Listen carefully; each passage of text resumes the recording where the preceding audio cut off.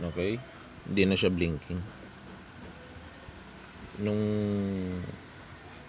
sa unang plug pa lang po, blinking na yung standby lead. So ngayon wala na.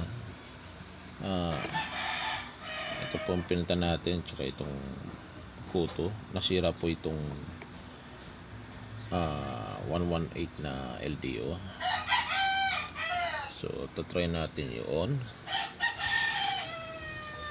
Dapat magkaroon dito ng 5 volts.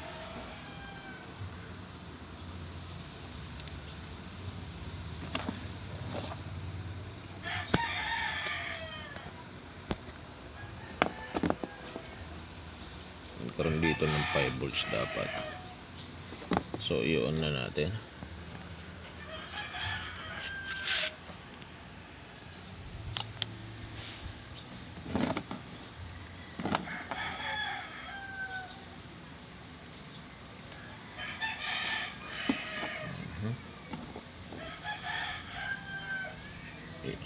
Yan, may 5 volts na siya.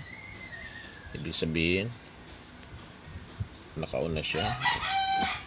So may 1.8 na dapat ito.